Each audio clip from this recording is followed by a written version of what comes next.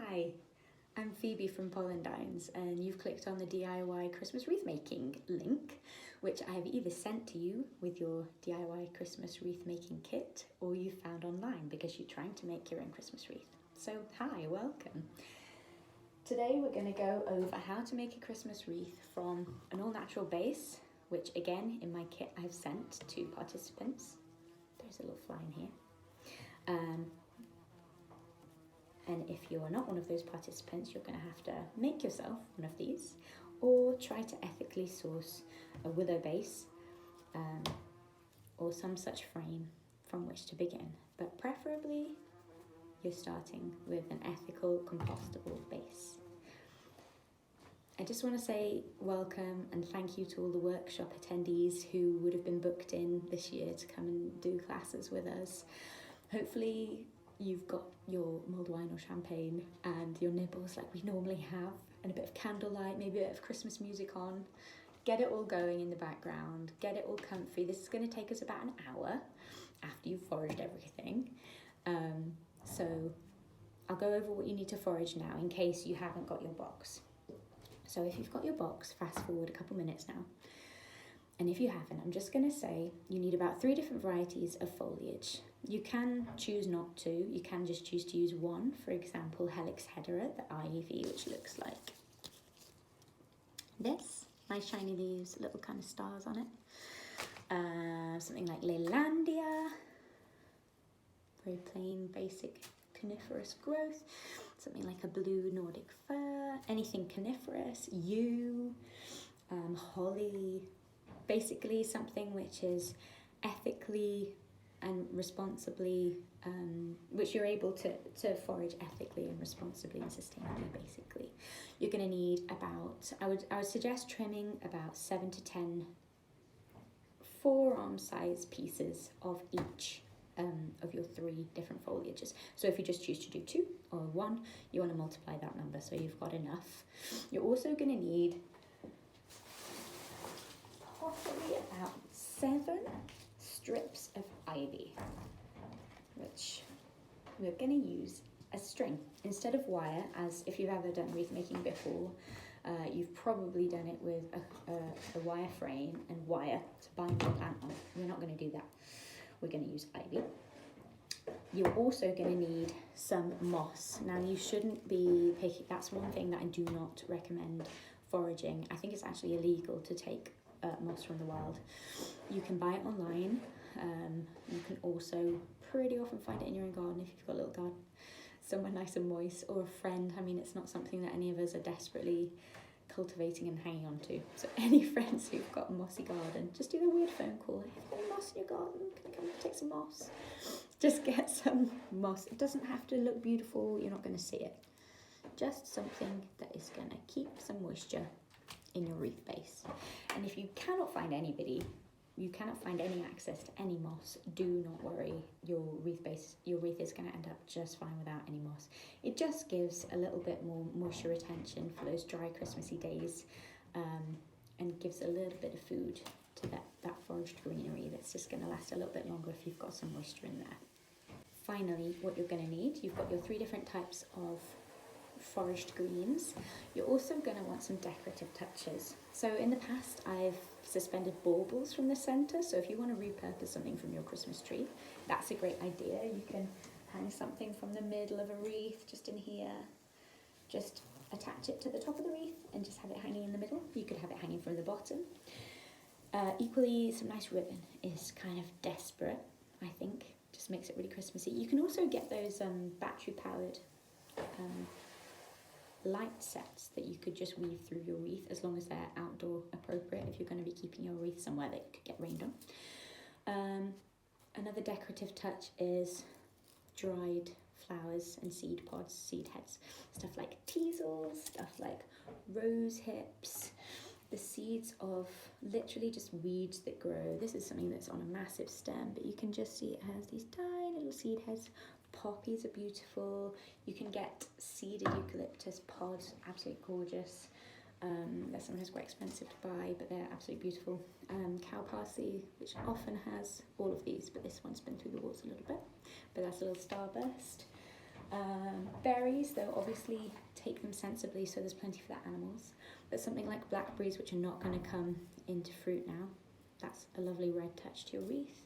Heather, that lasts really nicely, and any flowers will maintain a bit of colour, whether it's pink or white or even purple.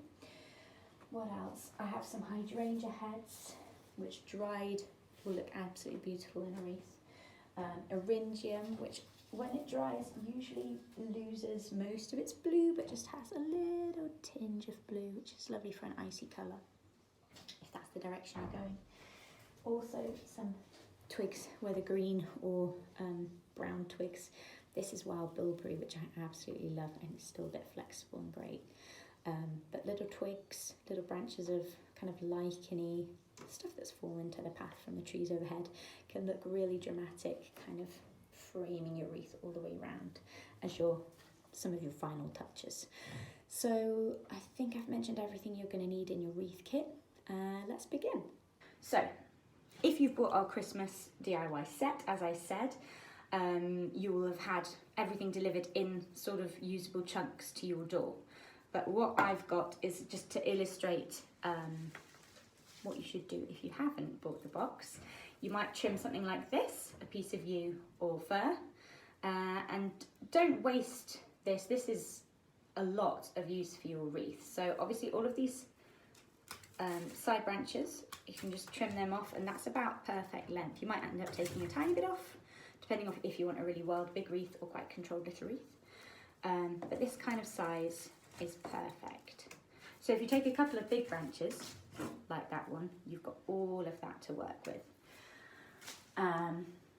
Similarly, with anything else that you could take a little bit bigger piece of the helix hedera ivy, or a sprig of holly, leylandia, whatever, and then trim it down into those usable branches. Try not to waste any of the greenery, basically. So you've got a wreath base here. What we're first going to do is take your ivy. If you've got it from your straight from your postal bag, we've tried to dry it out a little bit. It shouldn't be bone dry, but it'll be damp to minimise weight and to make it not a big soggy cardboard box. Get that a bit wet again. So either submerge it in a little bucket for just a few minutes before you use it, really, or really heavily mist it. I've actually already done that with mine. It's straight out of a wet bag. It's actually straight out of the garden, so it's got a little bit of a seed head in it, but that's fine. So what you're going to do, if you've not bought the DIY wreath kit, the amount of moss you need is sort of a big handful, like that. You can even do this without mossing, to be honest, but moss is like a natural floral fern or oasis. It maintains that little bit of water, so if you have a dry few days, you can just mist the wreath itself and that moss will retain some water. Ditto if it's raining, the moss will suck up some of that rain, and just keep your wreath hydrated for a bit longer.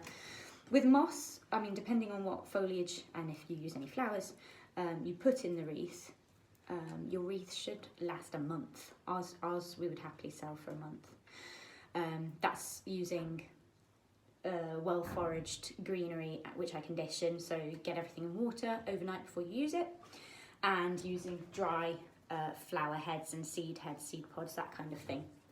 If you're trying to incorporate some fresh flowers, you're likely not going to get that longevity, but just consider how they dry. As long as they don't sort of just smush, if they dry and go crisp, then that's going to be lovely as it is. Something like heather, for example, this was picked a few days ago and it's going crisp, but you can see, actually this is kind of a bad example because there's not many flowers on this head, but you know, the flowers are going to retain that little bit of colour and they're not going to wilt and droop. So if you're going to go with flowers, that's the kind of thought process you want to follow. So greening the wreath. So you're going to take your base, take your moss, take a small handful, not too much at once, and look for any little gaps and crevices that you can see in your wreath base.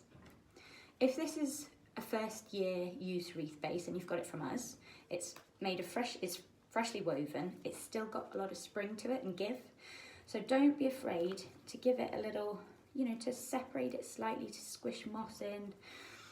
If you do end up pinging something, let's see if I can find a bit that, okay, this one's relatively well put together. But okay, I've chosen one which has got these little fun bits sticking out.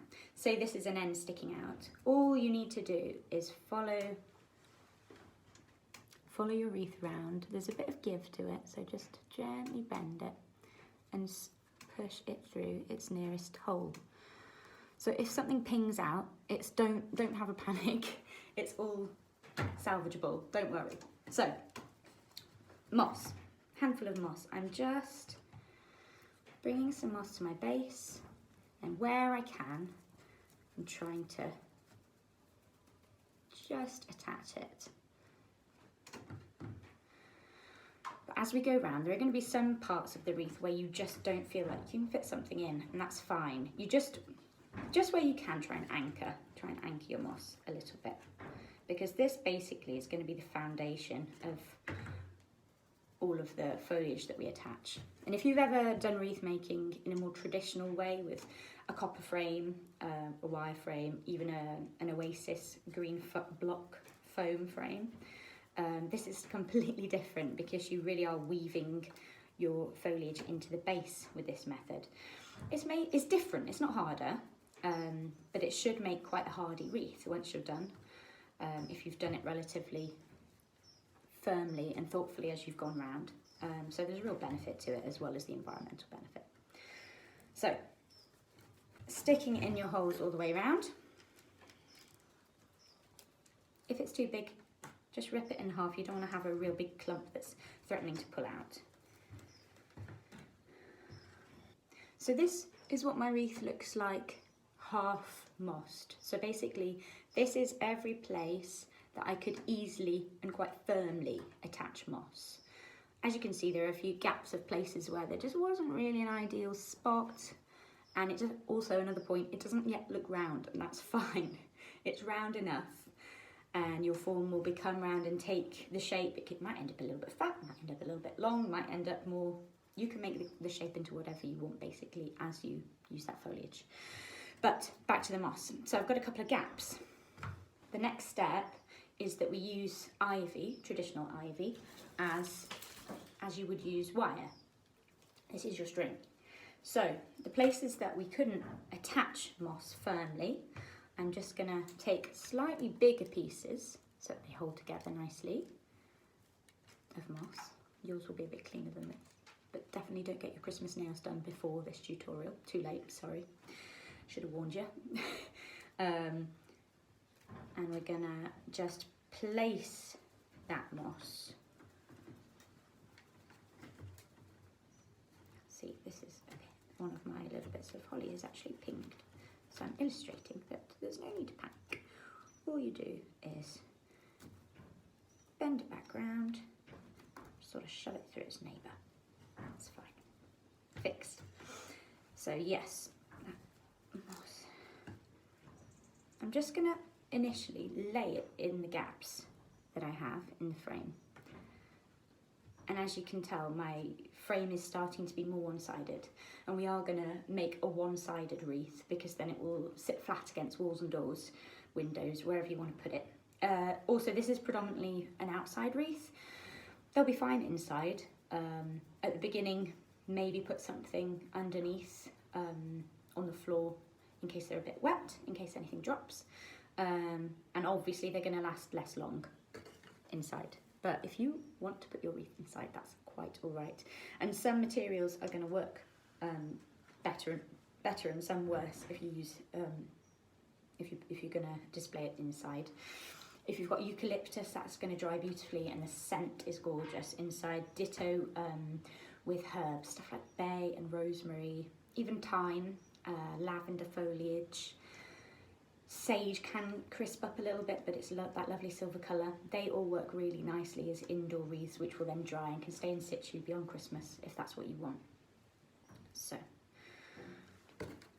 we're getting there with covering any little holes in the wreath. And at the moment I'm just laying it on. Okay, that is green all the way around.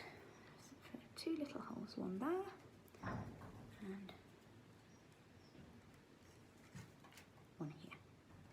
Now what I'm going to do is I'm going to take my ivy, make it a good little strip a couple of inches at the bottom, and you're going to use your base as your anchor point, like you did with the moss, really. Don't worry if your moss kind of falls, because you have to kind of pick it up now, but try and remember where the gaps were. Obviously you'll see them. So I'm just inserting my ivy through my base at the back, and then you're just going to work it against itself so that it stays put. I'm going to wrap it right around, and it is just like wire or string. It's just going to hold that moss in place. It's important not to use ivy just on loose moss throughout, I think, because it's just that bit less stable. Like I say, if you can anchor some of that moss at the beginning into little holes in the wreath, that's just going to be a bit more solid and stable. So once you've got to the end of your piece of ivy, you're pulling it taut through round, and then you're just coming into your base and finding a little hole and pulling it tightly through. If you've got a bit extra, you can always try and thread it back out through another piece for extra security, but that's not necessary. That's just because I have a bit of tail end left to tuck in. Next bit of ivy. I hope, by the way, you've got a glass of mulled wine or a nice hot cup of coffee or something. Maybe some Christmas tunes. I'd quite like to have some Christmas tunes on right now, but YouTube doesn't let you have Christmas tunes unless you pay lots of money to use them, and I've not really had the foresight for that, so sorry guys. This is in replacement of all the Pollendines Christmas wreath workshops that we already had planned, and coronavirus has just put the kibosh on everything for everyone, hasn't it? So we kind of just had to be flexible and quick and try and work out a different way of doing wreaths this season. So online tutorial it is. Right, this is my next piece of ivy. I'm just tying it round that moss.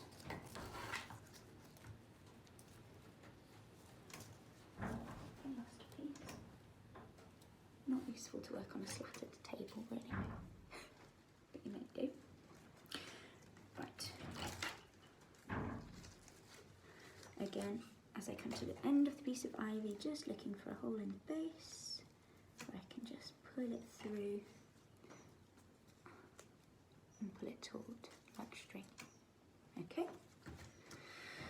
I'm going to do one final piece of ivy right the way round to just secure everything, because basically your foliage is going to tie into a mixture of the wreath base itself and into the framework of string that you've created with your ivy tying round. So you want to just have lots of points of entry for your foliage, so you can kind of do what you want rather than be dictated to by the availability of an anchor point for your foliage. This ivy is a little bit more woody, but that's fine. You just have to be careful to try not to snap it. Don't worry if you do, just tie it off and continue with the rest of it.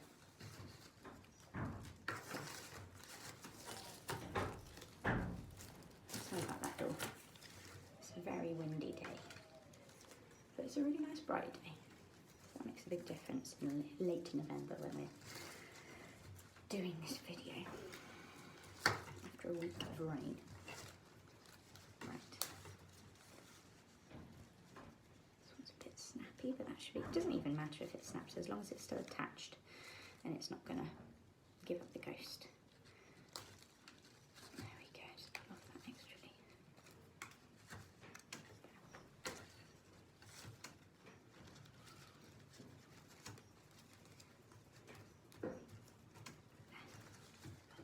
So, as you can see, I've got a mossed up, ivied up base. and just to show you the back, it kind of looks similar at the moment, but it's just a bit flatter at the back. So, foliage. If you received a Pollendines wreath box, you'll have been given 3 different types of foliage. So ignore your dried seed heads or dried flowers or whatever the finishing touch is in your box for now, because those dried products need to go on last because they're just that bit more fragile and willing to break. So they're always your last touch. Whether it's eucalyptus or ivy or Nordic fir or yew, whatever you've got, this is the point at which you decide what really you want your wreath to look like. So the foliage that you're not so particularly fond of the look of, that you wouldn't want to be the final product of your wreath, that's what you're going to use first, because that's just going to green and it's going to be background. So for me, on this wreath, that product for me is going to be yew, which kind of, from a distance, it's just a coniferous, quite festive plant, but it hasn't got that lovely scent, and it doesn't have, which is going to be crucial to me on this wreath, it doesn't have that kind of blue catch of the light to it. I've decided I'm going to go for a little bit of a blue, modern, cold, icy wreath today on this demo. So I'm going to use the Nordic fir as my top foliage, my final foliage. As you can see, as you kind of move that around, that definitely has some of that blue colour to it, as opposed to the yew. So, yew. If you want a really nice, neat, traditional, controlled wreath, you're going to want to cut the pieces that I provided in your box, probably in 2. And if you're going to do that, you've got 2 pieces right here. You don't need to turn this into one small one. So you would cut here, so you've got this top piece, and here, so you've got this Y-shaped piece. I'm going to keep it a little bit bigger today, especially on the base. So I'm just going to go with pieces about this big. So some design ideas. You don't have to follow these. You can do exactly what you want. This is your wreath. If you want to stop at any point as well, by the way, or if you see lots of other stuff in your garden and you think, I want more stuff in. More is great. More is always more at Christmas, right? So you're kind of going to do like what you did with your ivy in terms of finding a little anchor point. But now your anchor points are more often than not going to be some of these ivy strings. So first thing you're going to do is insert into an ivy string, and then as you go through, you'll probably hit your base. And then you just want to wriggle until you can feel that foliage becoming firmly anchored. So sometimes that's going to come out the other side of your wreath base, and that can lead to the wreath sitting unequally on your door. So makes it a bit easier if you strip the bottom just to poke it in. So if that happens, let's just do one so it happens. You can see that I've pushed it in the top and the end is just poking out here. This is kind of why you can't wear gloves. You kind of need to be able to feel that kind of thing. So all you're going to do is you're going to turn it over to the base, and you're just going to find a nearby loop of original base and just tuck it back so that there's no foliage branch just sticking straight out of the back of the wreath, because if there is, that means it's not secure as well, which is the more important concern than anything else really, because you don't want someone knocking on your door and the wreath falling off. It's not going to look great. So this, even for me, is maybe a bit long, so I'm going to do what I illustrated earlier, just knit back to there, and now I've got 2 usable pieces. A design trick is to move in one direction, so you can see I've placed each branch this way. I've not placed one like that and one like this. It just looks a bit more considered if you just follow the circle around like that. But if you don't fancy doing that, don't do it. It's just a tip. I'm gonna carry on doing that myself, and I'm just gonna green this base up with the yew.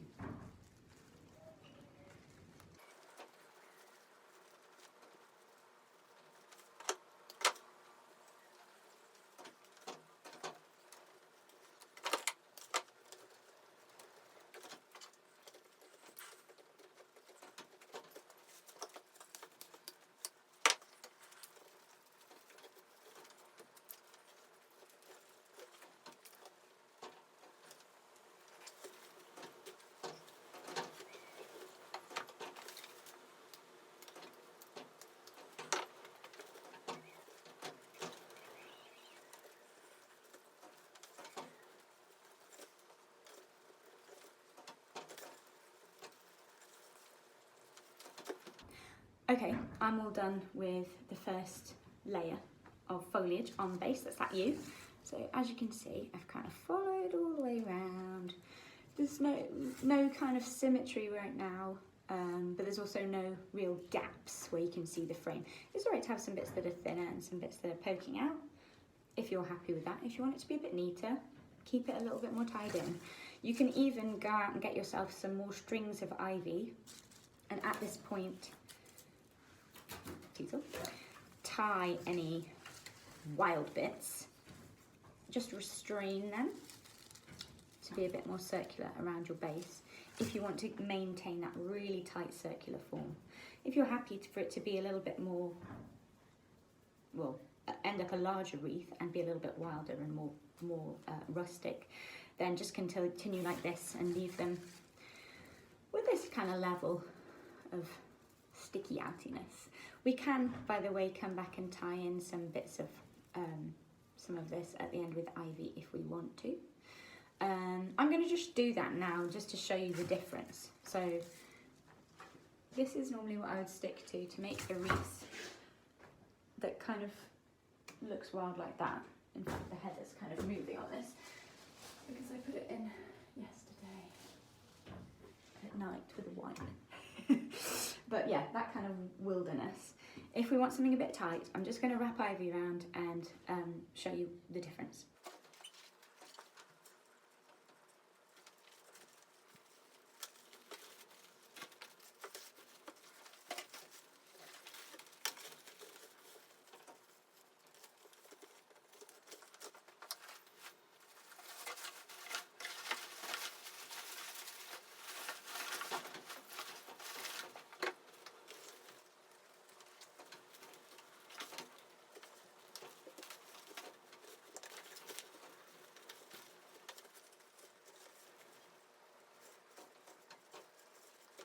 Okay, this is what it looks like, a bit more restrained. There are still a few little bits poking out, but you can see that I've restrained the yew in. It does give me a few more anchor points for the next level of foliage, and it does make my wreath just that little bit of a neater circle. But you can think about how it was before and how it is now, and what you think you might enjoy hanging on your door. Okay, next thing, we're going to move on to the second layer of foliage, which for me today is going to be a little bit of bay leaf.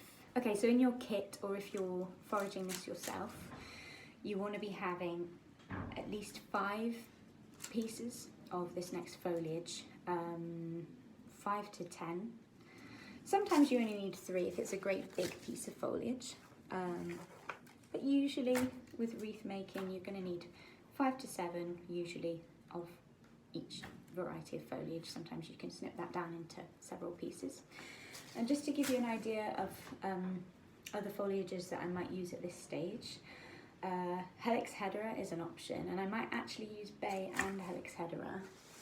You can tell helix hedera, this variety of ivy, by its shiny leaves. It's a parasitic ivy, so this really is something that, as long as you're taking with secateurs rather than pulling, so you don't damage the tree or wall that it's growing on, it's actually a useful thing for you to be doing out there when you're foraging, because you'll see at this time of year with any wind, the helix hedera will actually bring trees down.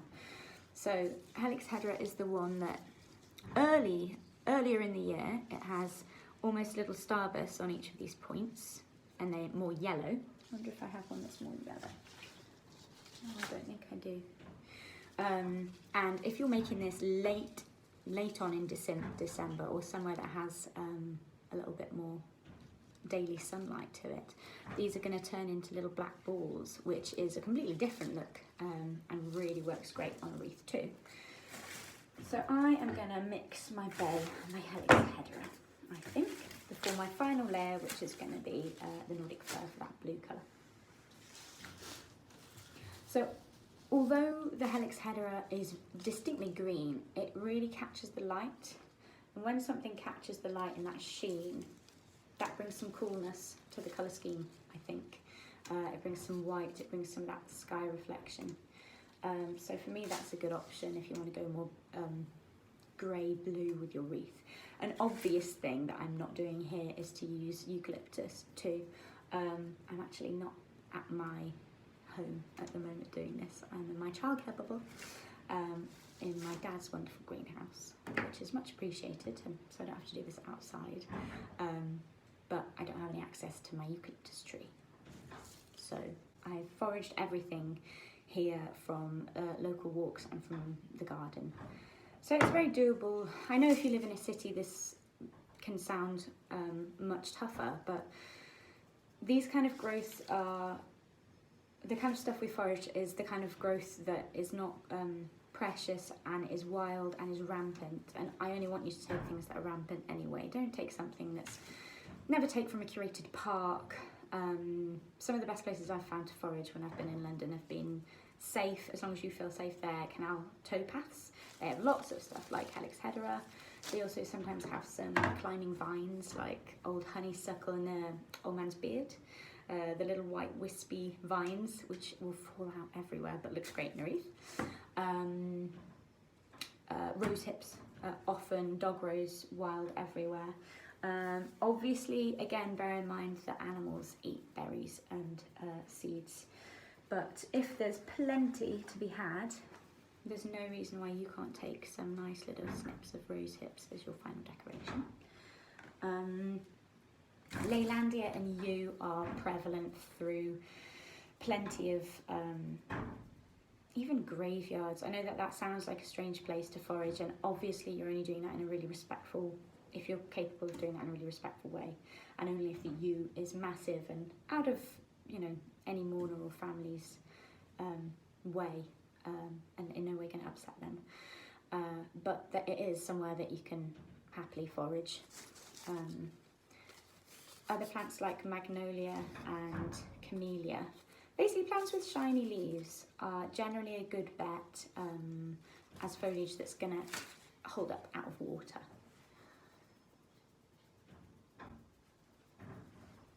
I've actually just found a little bit more bay, which I've forgotten I had trimmed. So I'm going to go a little bit of helix hedera, a little bit of bay for this layer, and I'm just going to work it into my base, and then I'm going to show you where I've got to.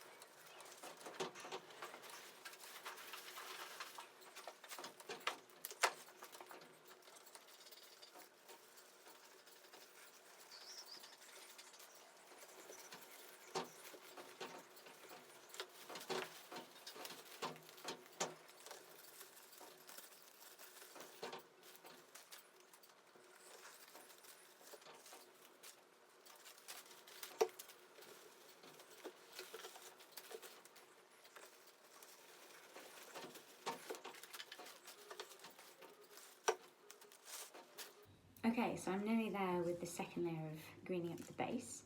I just thought I'd show you this. This is one of the final pieces I'm going to put in of the helix hedera, but it's just a really good example of what I said earlier about this is moving towards the black balls that it's going to have later on. in late December.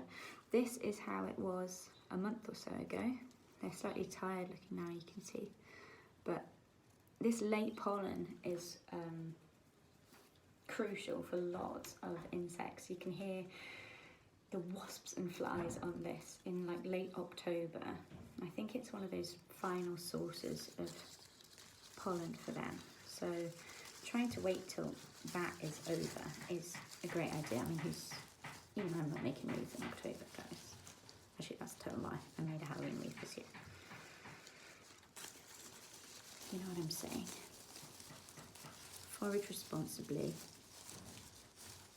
Don't get stuck.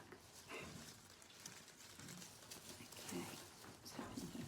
If you find that you've got, just found this piece is a bit loose, so I'm gonna just find that, yeah, okay, at the back, it's tied in under this loop here of ivy, but its base hasn't got through this one. So I'm just gonna wriggle it around until it's just a bit more secure in the base. Okay.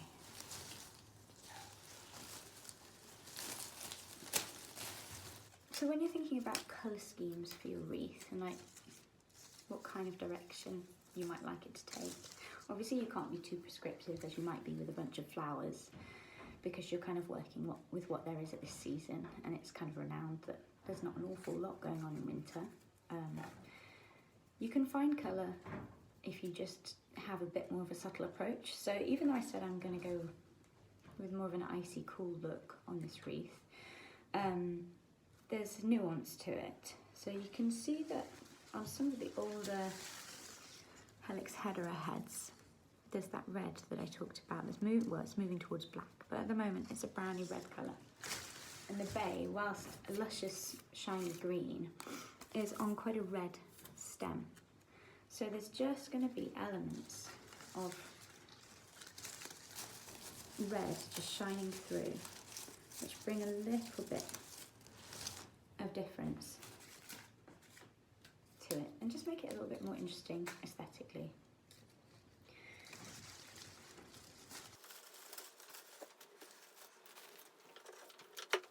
By the way, your base is pretty forgiving, so if you feel like you've put something in and actually, even if you've got to this point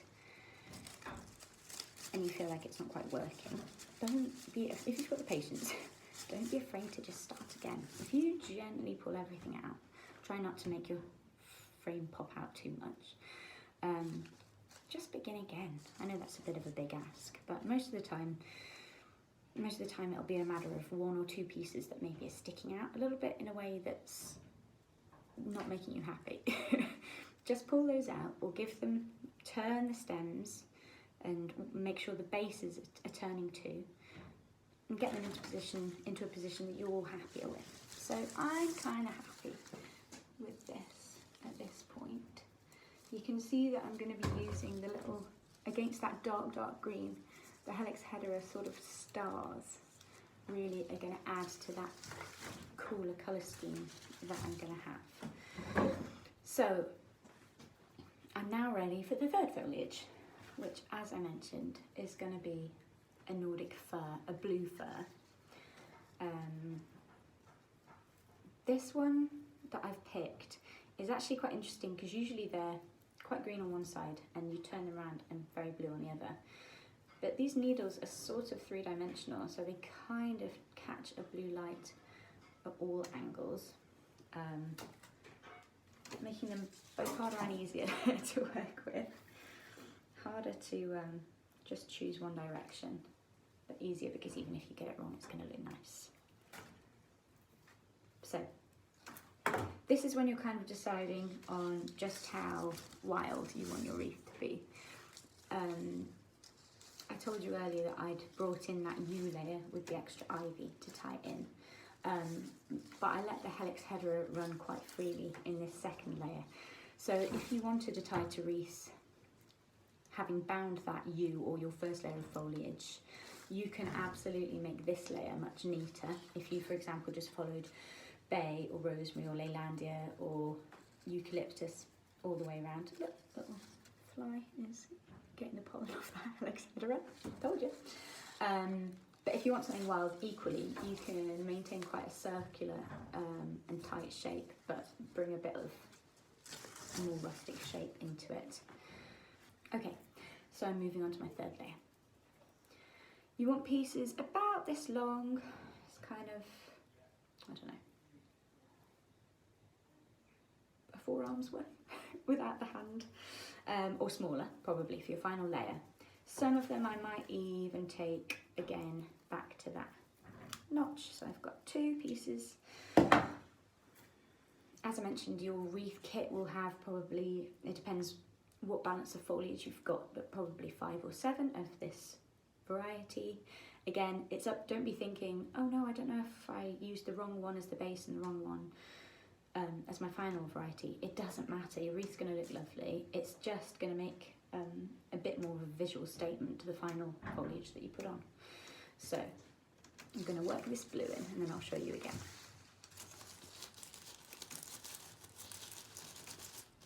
Just to note that on this final layer of foliage, you're going to be finding that your base is getting quite full.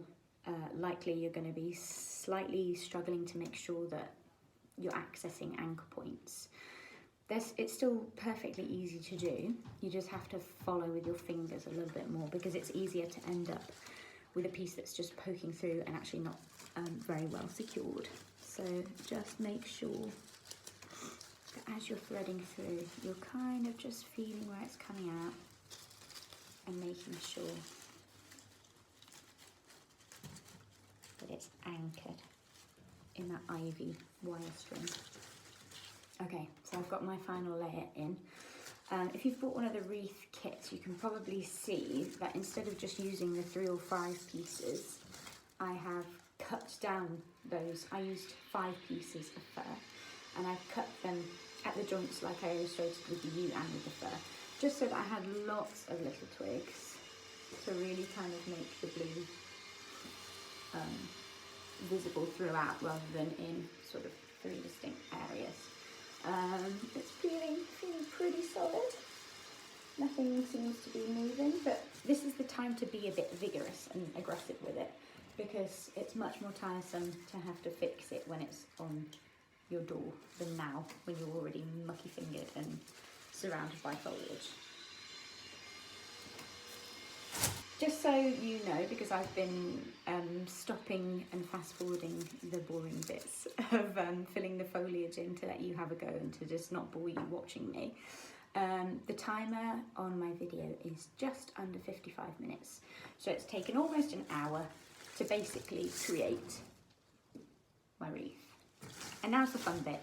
So if you've bought one of the kits from me, you're likely to have something like 3 teasles, maybe some rosehips,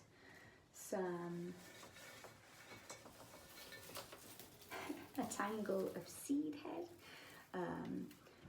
So again, if you haven't bought a kit from me, this is absolutely the kind of thing that you can pick up anywhere. All this is weeds, you know, this is seedhead that's, you know, everywhere. As I say, rosehips. This is cow parsley and the like that becomes those beautiful star shapes. You can find that everywhere on canal topaz, etc. Some little, I obviously don't want to take berries from the birds, like I said, but some fruit that's unlikely now to turn purple. I sometimes take a little bit of blackberry. Be aware that it's gonna ripen more than it is now, being on your wreath and in the sun. So don't pick something that's nearly purple. Pick green or very pale red, because this has been picked for 2 days and it's gotten more red than it was.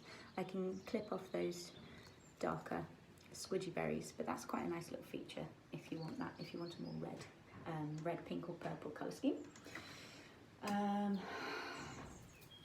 You also might end up with some of my favourite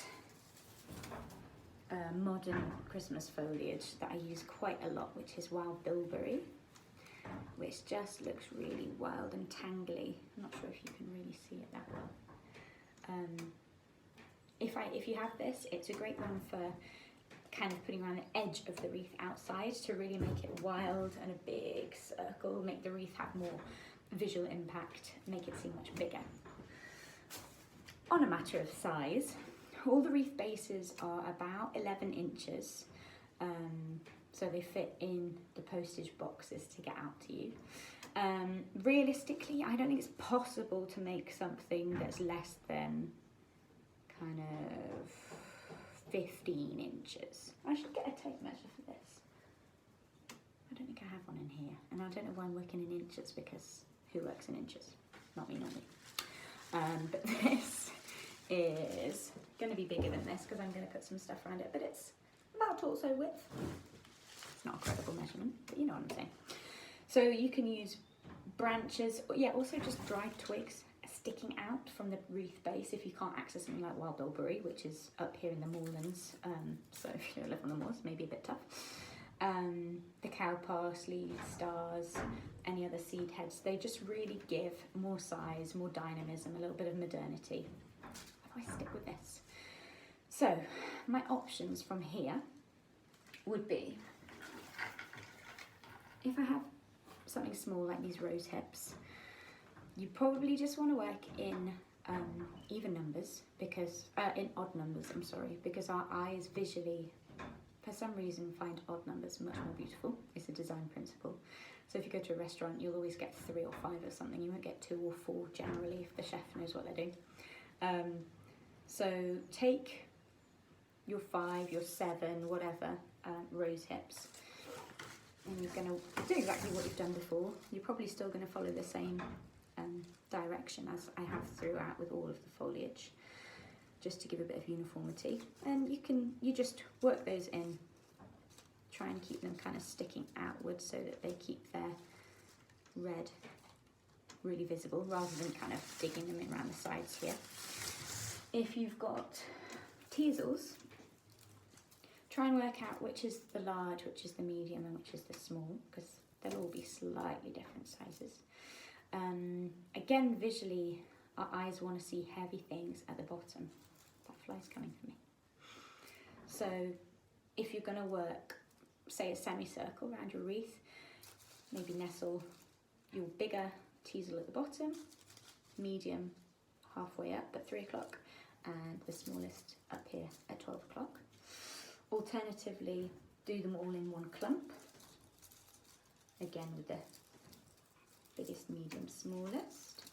Just give you I'm not going to work them in just because that's not what I want to do today.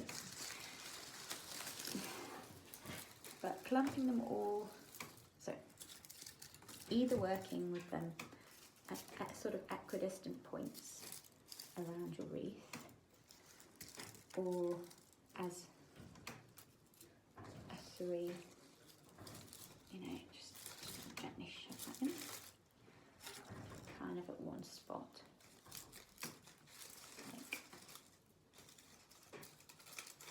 something like that. I'm just going to shove them in so you get the feel. Working with them at one point can just add a bit more of an impact, let them have more of an impact. Word of warning with dried stems, this hasn't got the give that all of your other foliage has that you've been working with. So trim it to a reasonable length. I already have packaged them to probably be about right for your wreath. Leave a little bit at the end to help you work it through. And don't try and weave it in and out, just go straight through, trying to keep it in line with your wreath base rather than just poking straight through and sticking out the back, because like I said, that's going to disrupt how your wreath sits flat on your door or wall. So I'll just illustrate. It's too confusing to explain, and it's really not complicated at all. So I'm just looking for a little spot that's got a bit of space, and I'm just gently giving it a shimmy, trying to support the dried stem quite near the bottom, so that if I can feel it beginning to bend or snap, I can remedy that. I'm just working it through, getting it through some of those ivy loops. And I'm leaving it sitting quite proud so it's really visible. And there it is. A in light, that is going to be much more impactful. And again, in numbers, it's going to be more impactful. I would sometimes do 5 equidistantly spaced around, or I really do like making kind of a focal area. If you have something like the Eryngium or sea holly, that's got a little bit of blue to it, which I might use today.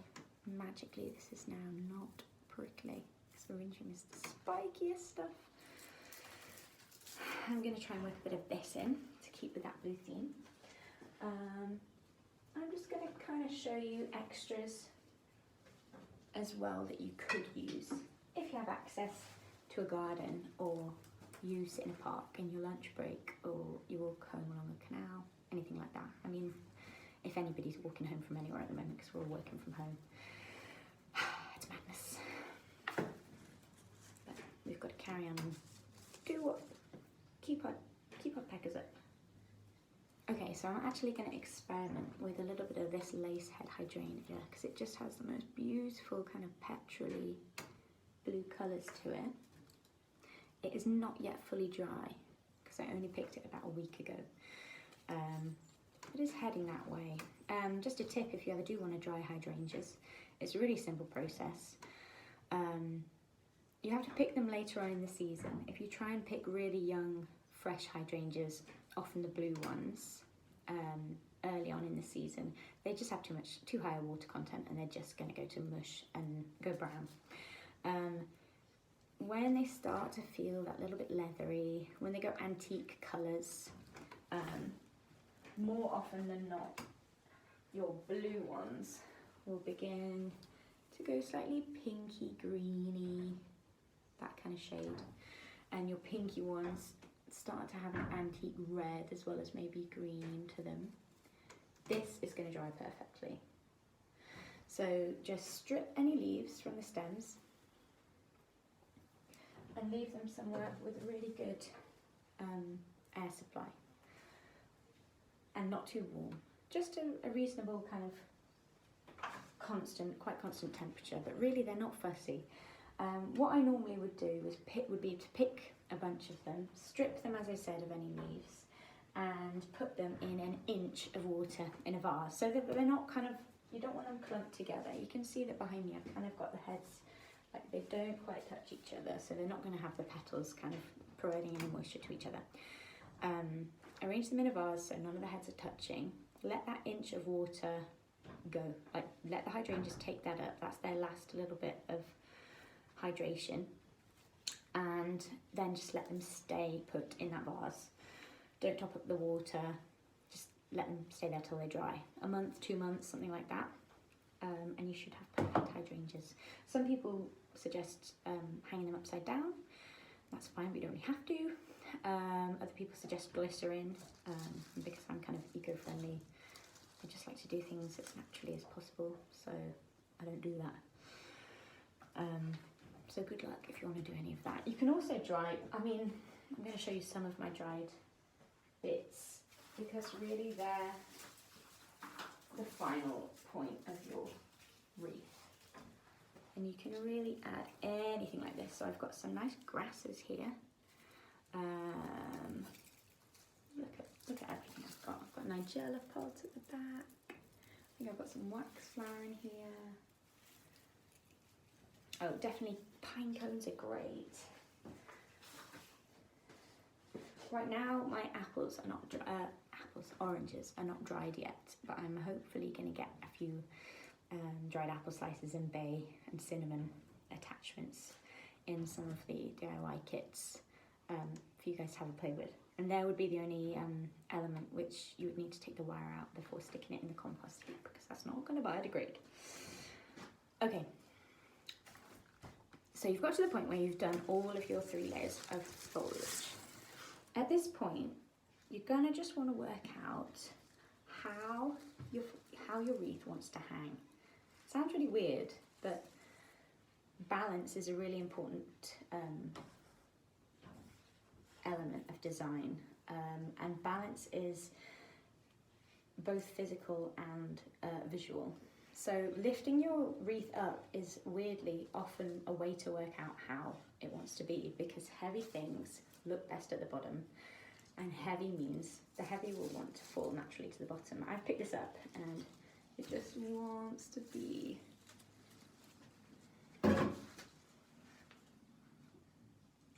just wants to be like that to me. So I've got quite a lot of blue at the top there, and that's kind of perfect because I'm now going to make an accent area down at the bottom out of my final decorative touches, and I'll show you what that looks like in a minute. Okay, so I should say before I start working on those final accent touches, I'm just going to get some string wrapped around an anchor point rather than a decorative point to hang up on a wall, because that's just going to let you see it as it should be when it's in situ. So just get that up and then you can do the final points working on it vertically. So I think we're done. Obviously the final product is very much a case of what you want and what you want to see on your door at Christmas time. But this is a little bit wilder and with the blue theme that I was talking about. You can see that I've added a few more elements than is present in you guys' boxes, and that's just kind of to illustrate a few different ways that you could do things. So the dry hydrangeas, which aren't quite dry yet, are just nestled in here.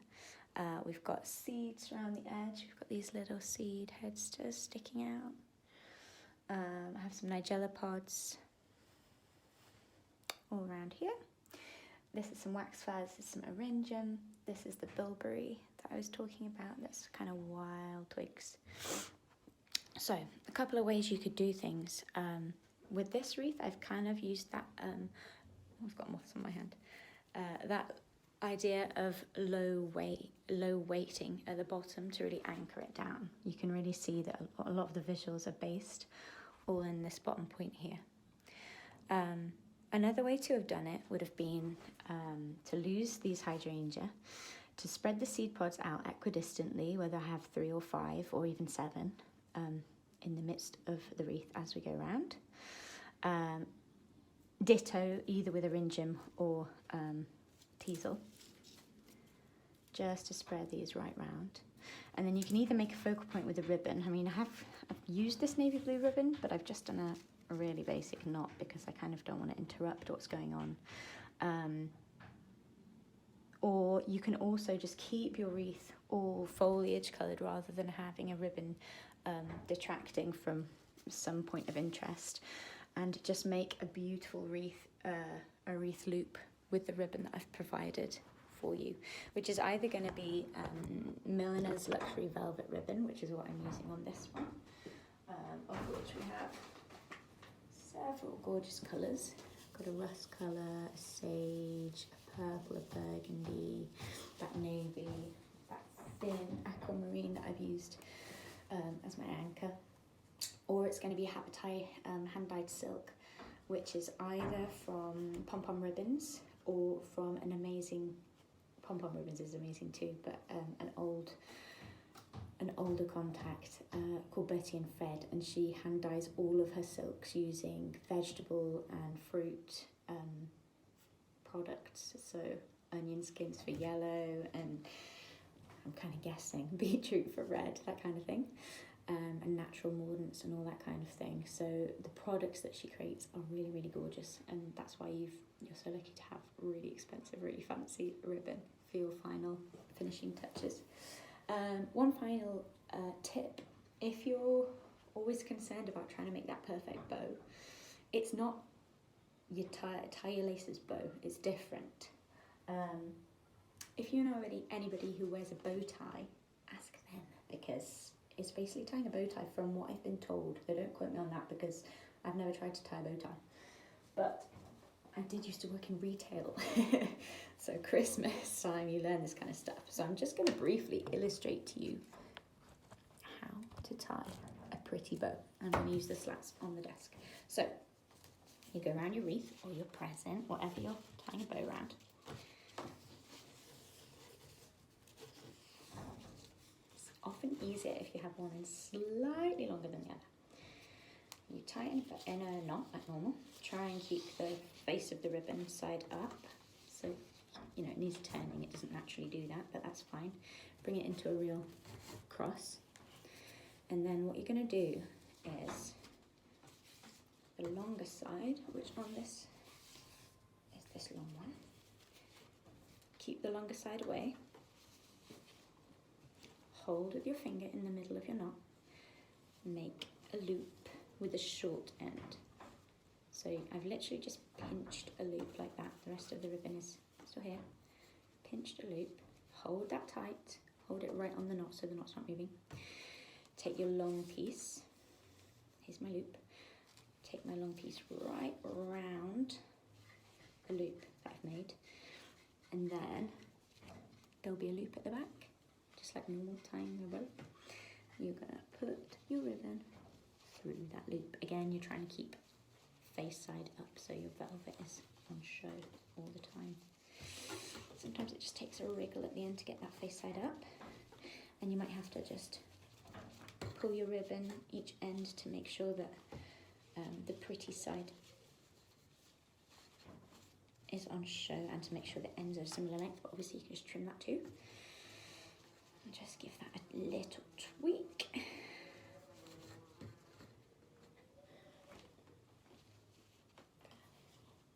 So you can see that we have got a perfect square ribbon rather than one that sits like that. Okay, so this is our final product of the Pollendines DIY Christmas wreath class.